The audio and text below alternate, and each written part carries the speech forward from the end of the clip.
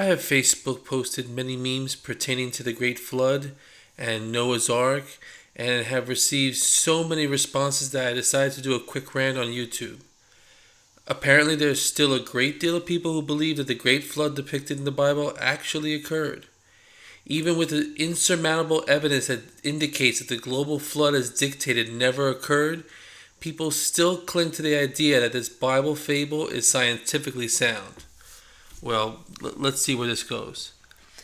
If 2 Timothy 3:16 and 17 states,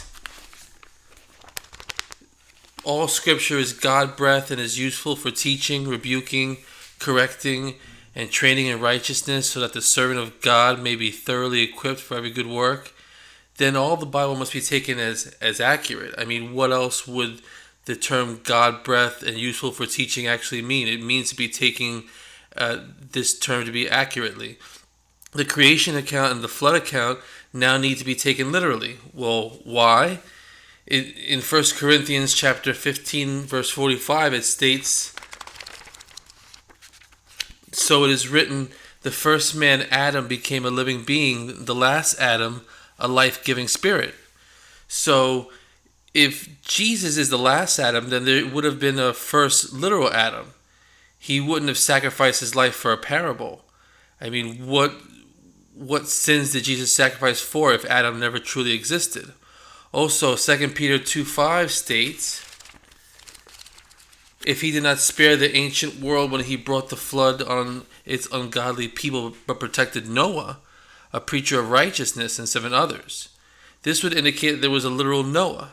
Therefore, all the Genesis accounts should be taken literally, and it's patently obvious to any thinking human being that science does not convolve with Bible historicity. God was incorrect and therefore not inerrant. Consequently, the Bible is incorrect about these instances, and therefore Judeo-Christian God does not exist, since he inspired all this nonsense. Let's take the flood account for example, and let's see if this mythological account holds water. Imagine if you are the mother or father of a large family. Everything that you do has to be calculated and thought through. Heck, even a trip to the movies for a family of 7 can cost $120 when you include drinks, popcorn, and candy. So you really need to consider the cost of everything when having even a small family outing. Now, have you ever tried to fit a family of 7 in a minivan for a vacation road trip? You have 7 people, and you need to pack all of what you need in order to survive the trip. You would need food and drinks for the entire trip if you're not making any pit stops. You would need fuel for the car, tolls for the expressway, and possibly a tune-up for the minivan. So what about Noah's Ark? Well, this is what they needed to build and pack for the journey. And that's on Genesis chapter 6, verse 11 to chapter 7, verse 23. And it says, "Now the earth was corrupt in God's sight and was full of violence. God saw how corrupt the earth had become, for all the people on earth had corrupted their ways. So God said to Noah, I am going to put an end to all people, for the earth is filled with violence because of them. I am surely going to destroy both of them and the earth. So make yourself an ark of cypress wood, make rooms in it, and coat it with pitch inside and out. And this is how you're to build it. The ark is to be 300 cubits long, 50 cubits wide, 30 cubits high. Make a roof for it, leaving below the roof an opening 1 cubit high all around. Put a door on the side of the ark and make lower, middle, and upper decks. I'm going to bring the flood waters of the earth to destroy all life under the heavens, every creature that has the breath of life in it. Everything on earth will perish. But I will establish my covenant with you, and you will enter the ark, you and your sons, and your wife and your sons' wives with you. You are to bring into the ark 2 of all living creatures, male and female, to keep them alive with you. 2 of every kind of bird, of every kind of animal, and of every kind of creature that moves along the ground will come to you to be kept alive. You are to take every kind of fruit that is to be eaten and store it away as food for you and for them. And Noah did everything just as God commanded him. The Lord said to Noah, Go to the ark, you and your whole family, because I have found you righteous in this generation. Take with you 7 pairs of every kind of clean animal, a male and its mate, and 1 pair of every kind of unclean animal, a male and its mate, and also 7 pairs of every kind of bird, male and female, to keep their various kinds alive throughout the earth. 7 days from now I will send rain unto the earth for 40 days and 40 nights, and I will wipe from the face of the earth every living creature that I have made. And Noah did all that the Lord commanded him. Noah was 600 years old when the flood waters came on earth. And Noah and his sons and his wife and his sons' wives entered the ark to escape the waters of the flood. 8 pairs of clean and unclean animals, of birds, and of all creatures that move along the ground, male and female, came to Noah and entered the ark as God had commanded Noah. And after the 7 days, the flood water came on the earth. In the 600th year of Noah's life, on the 17th day of the 2nd month, on that day all the springs of the great deep burst forth, and the floodgates of heavens were opened, and rain fell upon the earth 40 days and 40 nights. On that very day Noah and his sons, Sem, Ham, and Japheth, together with his sons and the wives of his 3 sons, entered the ark. They had with them every wild animal according to its kind, all livestock according to their kind, every creature that moved along the ground according to its kind, and every bird according to its kind, everything with wings. Pairs of all creatures that have the breath of life in them came to Noah and entered the ark. The animals were going in male and female for every living thing, as God has commanded Noah. And then the Lord shut him in.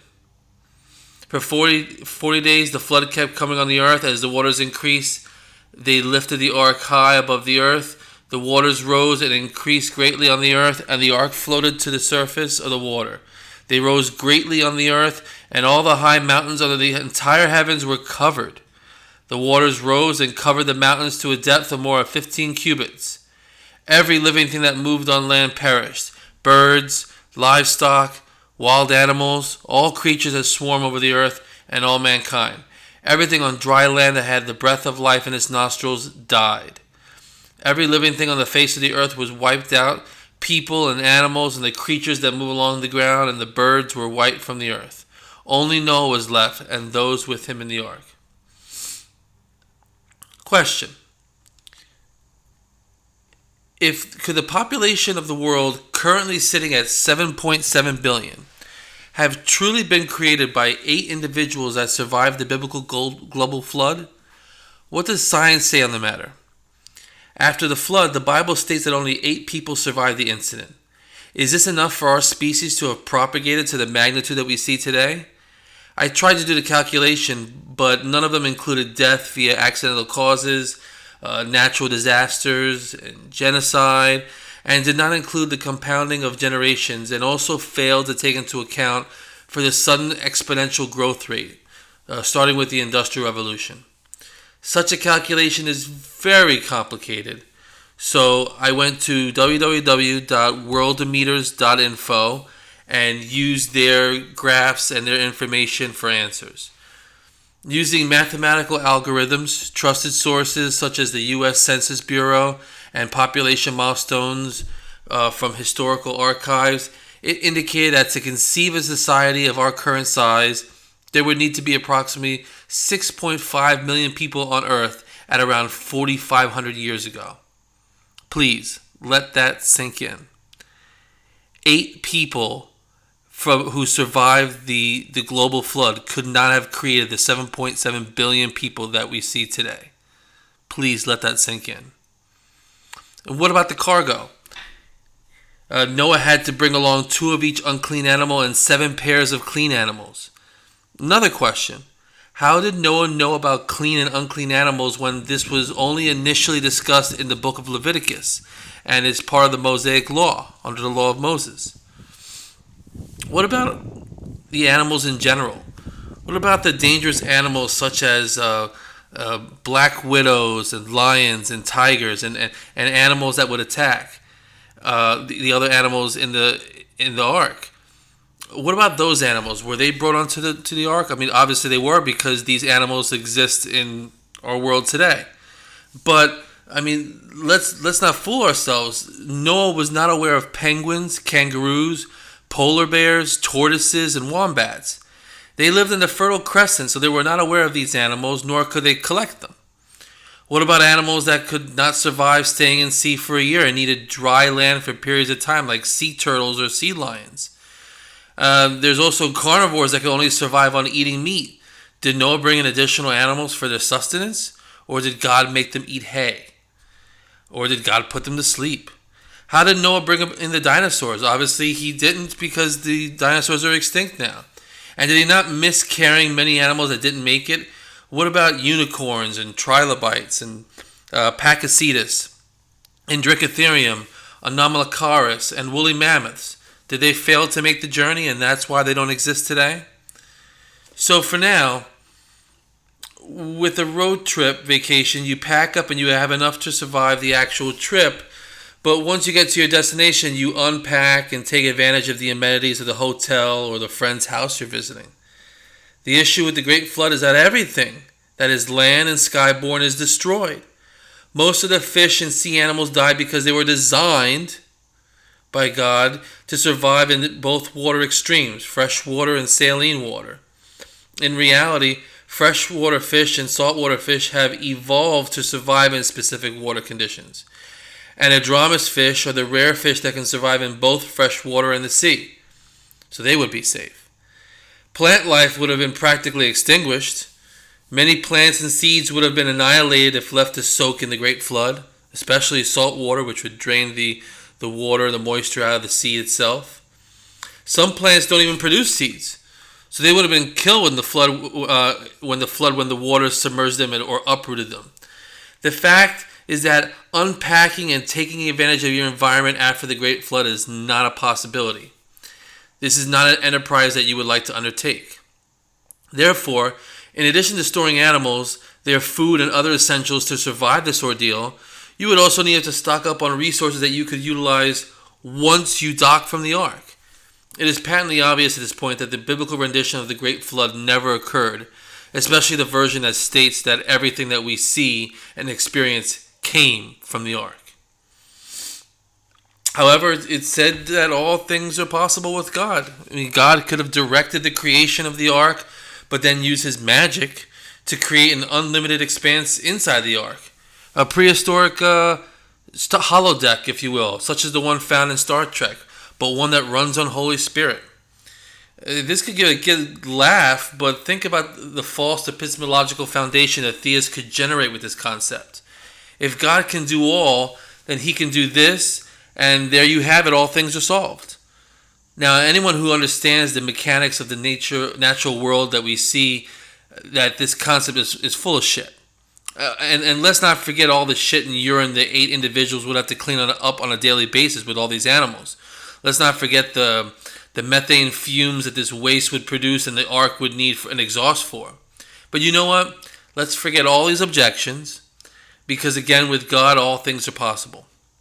The theists can win the argument with this statement, with their own circular reasoning bubble, of course. Not in our reality, but in the theist reality, where the presupposition of God exists, holds primacy. If a Judeo-Christian God does exist, as a theist describes, then he desires our worship, as per the Bible text, and therefore religion is needed. If this is the case, what has religion done for society? Religion has done a good, but so do parents. Religion is more like an abusive parent. I'd like you to picture a desperate moment in time where a little boy is abused by their father. The boy holds his hands up to protect himself from his father, but falters. He's beaten once again. This is routine, by the way. The father is a belligerent drunk who's abusive to the boy during one of his drinking spells. Picture this moment and then magnify it further to concretize this emotion in your mind. The boy is beaten, but then fed and tucked into bed for a good night's sleep. The parent makes lunch for school, then sends off his son to school for a good education. He spends personal time with this boy, he takes him fishing, and he even says, "I love you" at every turn. However, is this good parenting? The parent does good for this child, but at what expense? Religion parallels this perfectly. It does a lot of good in the world, make no mistake. It feeds the poor, it shelters the homeless, and it aids the desperate. and it creates a community within a group of like-minded individuals. But the root of the foundation of religion is evil. It's a lot like bad parenting. And bad parenting is like an itch that needs to be scratched. I mean, picture yourself laying on the grass outside enjoying the sunny weather. The jagged edges of the blades of grass can tickle and cause us to scratch our skin. What if it was an ant that you didn't know it was crawling on you while you lay on this grass and you killed it while scratching? A life would just extinguish. You didn't mean to do this, but your actions led to the death of this being. Religion does not mean to do harm, but the very existence of this construct leads to intolerable outcomes. Religion may start off as well-meaning, but does things that are negatively impacting for no reason at all. You can list in your mind all the religious wars that were fought in the name of God. The Judeo-Christian God condoned slavery. We were actually admonished to keep slaves and to take care of them. We can beat them as long as we don't kill them. The hating and required murder of homosexuals is detailed in the Old Testament of the Bible. In the Bible, homosexuals are corralled into the same group as adultery and idolatry and will not inherit God's kingdom in the New Testament. You have religious homosexuals that try to state that this statement that homosexuality is abomination is only mentioned in Leviticus and is part of the holiness code, and it was required at that point in time. But what about our holiness code? Our holiness code would include saying bless you when someone sneezed or holding the door open to the elderly. Things that are good. What good did the declaration of the murder of homosexuals do? Why was that ever necessary? And what good did it achieve? Nothing. This is what religion does, and this is how religion makes people think. It makes use of apologetics to right the course, to fix itself. Religion needs fixing because it's inherently evil. It existed because Iron Age peasants wanted to generate a rationale for their existence. Well, what's the rationale for religion? Why do we let it exist? Religion, regardless of its phenotype, restricts a person from living life to the fullest. Take, for example, a Jehovah's Witness. A Jehovah's Witness can be banned from having a blood transfusion, even if it means certain death. A ban from higher education because they would be taking away from time from Jehovah for field service. They can be disfellowshipped and banned from ever being in the congregation, and their family and friends would disassociate with them and pretend that they didn't even exist. They would see right through them. Now, what should be frightening to people who are not witnesses is the eagerness of a witness to implode one's life in the name of God and his supposed holy anointed organization. Imagine all the individuals that have postponed or outright rejected higher education only to live their lives to age-ending completion and not seeing the end come. Imagine the people that watched their parents struggle in life because they could only hold menial jobs when they had the prospect to do more with their lives, but the Jehovah's Witnesses organization didn't allow it. Imagine the children themselves going through life without that added security blanket of a college diploma, aiding them to a better paying occupation. This religion negatively affects life no matter the good it does. It reminds me of a story that I wrote in the book, The True Nature of Human Nature. And it says, imagine their mother joins a group of people called the Winners. Their central tenet of belief is that the head of the organization states that all members of this group, as long as they accept and fulfill the doctrines of the organization, will receive a $100 million winning lottery ticket. The ticket may be given to you tomorrow or 30 years from now, but the ticket is a guaranteed winner. Your mother believes in this idea and models her life around the winner's doctrine, which includes being nice to others, feeding the poor, paying the tithe to the winner's leaders, and not taking any risks in life, because life is sacred and taking any risk can put you in life in danger and can make you a loser. She follows these tenets, and although she has dreams of riding a hot air balloon and firing her first gun in a shooting range and flying across the globe to see the world, she puts all those desires on hold to conform to the winner's life plan. She practices her group's beliefs for many years, and now she's in bad health. She realizes that she will die before receiving her winning ticket, but part of the doctrine states that if a person were to die before claiming their winnings, the ticket would be passed down to their next of kin or a specified recipient. She passes away a few years later. Her son, who did not like her association with this group, nonetheless meets the winner's leader and is then told, after much persuasion, that there was never a winning ticket. The son goes home to grieve and is consoled by friends and family. The son then explains that the group leader lied about the winning ticket. His family and friends say, well, at least she lived a happy life and did well throughout the world.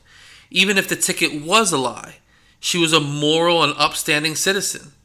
How is this any consolation? The answer is that it is not. She may have lived a moral life, but she did not live her life to the fullest, the only life she had. She never satisfied her desires to travel the world, to ride a hot air balloon, or fulfill any of her other dreams. If there is no life after this one, part of having a fulfilled life is to experience all of the great things this life has to offer. This mother was robbed of those moments. These are the consequences of belief. This example ties perfectly with modern day religion. I've been told that even if God is a lie, I would have still lived a moral and good life, so what would be the harm in the belief in God? The answer would be the same as the story above. Well, that's enough for my rant today. Thank you for listening on YouTube. I have a book out called The True Nature of Human Nature. You can find it on www.thetruenatureofhumannature.com. It's also available on Amazon. Thank you for listening, and I'll see you soon.